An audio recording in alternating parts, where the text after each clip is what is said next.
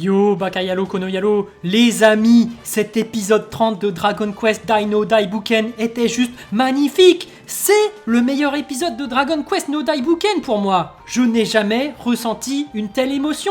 C'était juste magnifique. C'est le meilleur épisode, tout simplement. Oh là là, j'en ai des frissons, c'est un truc de ouf. Tout était là. La musique, la mise en scène, le discours, le scénario, tout était là, tout était parfait. Comment ne pas verser une petite larme devant toute cette émotion, devant un tel sacrifice? Personnellement, je ne trouve même plus les mots pour décrire ce que je ressens. C'était juste un truc de dingue. L'animé a sublimé le manga, c'était juste magnifique. Un pur chef-d'œuvre, une masterclass. Oui, je le dis, une masterclass. Je suis obligé de faire une review du coup. Même si Dragon Quest, ça fait pas beaucoup de vues, c'est sous-coté par rapport à ce que c'est, mais je suis là. Je soutiens cet animé. Et pour une fois, Dragon Quest, là, ils ont pris leur temps. Voilà, là, ils ont pris le temps de faire durer, de laisser les émotions envahir tout notre corps. Ils ont mis des ralentis, ils ont mis des flashbacks, ils ont mis de l'émotion. Waouh! Waouh! Mais c'était juste énorme! Mais revenons au tout début de cet épisode.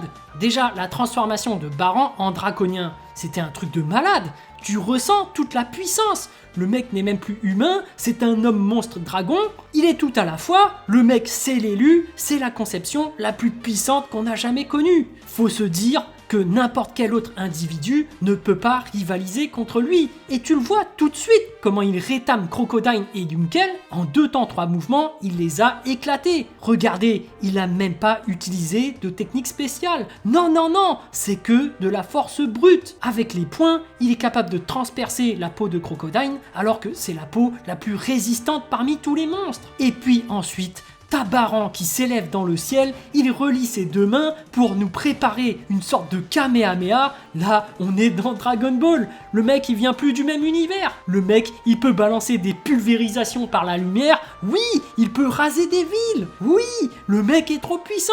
En plus, à un moment donné, il envoie un rayon sur Pop. Il dit, non mais en fait, j'ai trop d'énergie, ça part tout seul, tout ça. Le mec, il est comme Broly. Il est obligé de dépenser son énergie, sinon il va imploser de l'intérieur. Enfin bref, il y a quand même Dai qui vient ensuite et ça calme tout de suite Baran. T'as un gamin innocent qui recherche son père, t'es son père, bon bah si t'es en colère, voilà, tu te calmes quand même, tu vas pas envoyer ta vague déferlante dans le tas. Non, Baran qui reprend ses esprits, Dai reconnaît pas trop son père parce qu'il a une apparence en forme de draconien. Baran, il s'arrête tout de suite, il rassure son fils, regarde le symbole sur notre front, ça résonne, seuls nous l'avons, voilà, le père et le fils se reconnaissent. Dai est censé rejoindre son père, mais là, Pop qui intervient. Et là, les amis, c'était juste épique. Déjà, on peut se demander si Pop est légitime pour intervenir. Parce que, oui, il y a de la manipulation derrière. Enfin, c'est même plus de la manipulation. Là, c'est de l'effacement de mémoire. Donc, très clairement, pour moi, il est légitime quand même pour intervenir. Mais il y a bien tout le monde qui lui précise « Non, n'interviens pas, tu vas te faire tuer !» Baran, c'est limite un dieu, toi t'es épuisé, tu peux plus lancer de sort, en gros, c'est du suicide. T'as même tout le monde qui le supplie d'arrêter. Même Leona, Yunkel, Crocodile, ils lui disent tous « Non, arrête, ce que tu fais ne sert à rien !» Et c'est là que tu vois la détermination de Pop. Là, c'est clairement de la volonté du feu, la détermination de protéger son ami au péril de sa vie. Tu ne nous arracheras pas notre Dai. Oui, sans Dai, Leona serait morte. Sans affronter Dai, Yunkel et Crocodile serviraient encore le mal. Quant à moi, sans ma rencontre avec Dai, je ne serais qu'un fuyard, un beau parleur bon à courber l'échine face aux puissants. Sans lui, je serais un moins que rien. Notre rencontre avec Dai a changé notre destin. C'est grâce à lui que nous avons fait ce chemin. C'est grâce à lui que nous tenons bon. Si Dai doit devenir l'ennemi des humains ou qu'on nous l'enlève, je préférerais encore mourir. Waouh! Là, j'ai eu des frissons. Là, j'ai fait waouh! Pop, quel discours! Il va nous faire un truc de dingue! Et ça, c'était que les premiers frissons. Là, j'étais déjà en train de trembler. Ouh là là, je ressens déjà les émotions parcourir mon corps. Et puis, la suite, il annonce le Méganté. T'as un flashback d'Avan, tu sais qu'il va faire cette dinguerie. Et pourtant, la suite est tellement bien exécutée que t'en es submergé d'émotions. En plus, ils l'ont fait durer. T'as eu le droit à nouveau à un discours énorme de Pop. Non mais vous imaginez il a réussi à raviver toute la mémoire de quelqu'un qu'il avait perdu.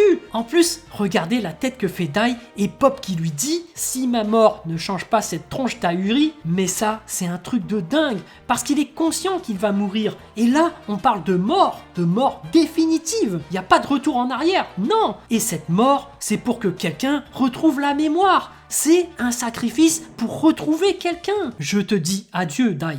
On a eu des hauts et des bas, mais c'était génial. Et là, t'as tous ces flashbacks, toutes les aventures de Dai et Pop, tous ces moments qu'ils ont vécu ensemble à parcourir le monde, tous ces moments de joie, de bonheur, et là, ils lancent le Megante. Et c'est pas un petit Megante comme celui d'Avan ou le premier Grand Cross de Yunkel. Non, là, t'as le bruit sourd qui va avec, ça fait durer, t'as toute l'émotion qui explose, t'as tous ces flashbacks, ces souvenirs, ces discours, tout ça qui s'envole en même temps dans cette explosion d'émotions.